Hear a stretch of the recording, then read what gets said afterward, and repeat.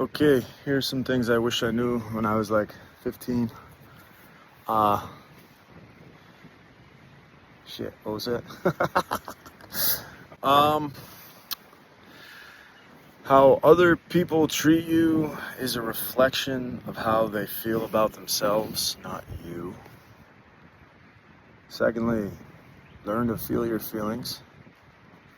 Learn to express your emotions, articulate yourself, connect your head and your heart so you can speak with one voice.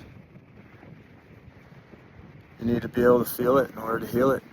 No matter what the emotion is, there's high emotions, low emotions. You can call them negative, positive, but they all just need to be felt and expressed. So don't suppress or repress them. That leads to coping mechanisms like drugs, alcohol, overeating, things like that. So don't worry. This too shall pass. Emotions are like the ocean. Sometimes it's calm, sometimes there's a storm.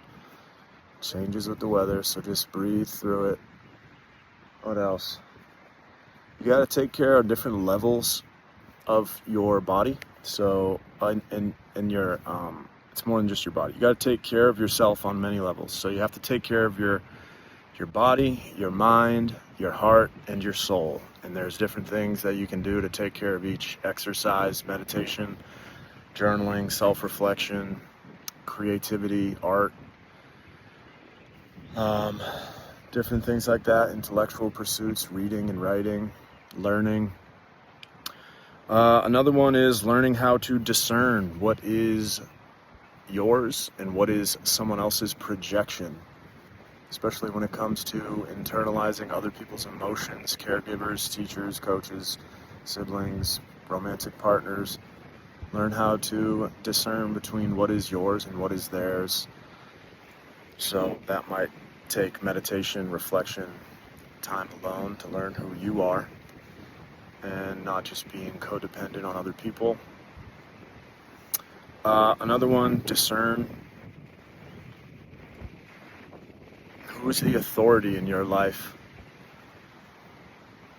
For most of our lives, I feel like it's our caregivers. You know, we give them more authority and power over us because they're the ones that have raised us, kept us alive.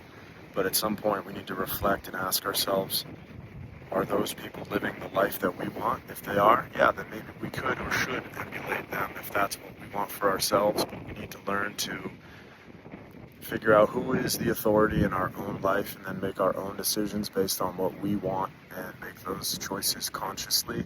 Don't just fall into the conditioning and programming and limiting beliefs of what you have learned. What else? Fear.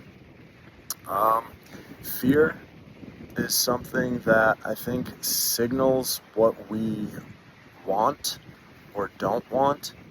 And sometimes when we move in the direction of the thing that we want, fear comes up because we don't want failure. We don't want embarrassment. We don't want pain.